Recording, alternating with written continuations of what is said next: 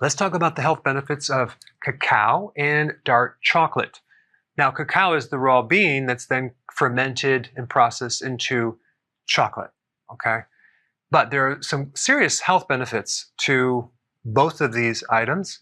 In fact, 6 billion pounds is consumed on a yearly basis. It is loaded with some serious phytonutrients, polyphenols, and flavonols, which is more in quantity than blueberries or acai berries. Now, there's a tiny bit of caffeine involved, but you have a good amount of theobromine, which is a stimulant. So, of course, if you're going to consume this later in the day or before bed, that may keep you up. Now, I consume a little bit of chocolate on a regular basis, not too much, but I always consume no sugar type chocolate.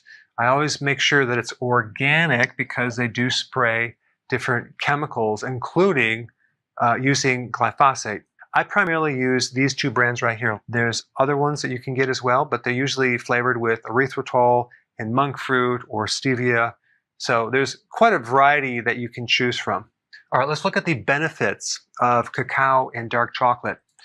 There's some seriously amazing benefits for the heart. Decreased blood pressure because you're getting increased nitric oxide, which actually helps the smooth muscle of the arteries. Now, the blood pressure effect can also happen due to the high levels of magnesium. It's also loaded with iron and potassium and copper and phosphorus and zinc.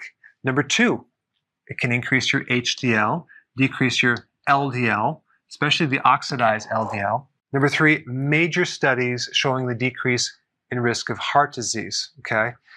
This is the big one right here, decreasing endothelial dysfunction. This is where heart disease starts. It's the inside of the layer of the artery, specifically the coronary, that starts to become damaged, and then the cholesterol comes and the calcium comes and builds a plaquing and a clot.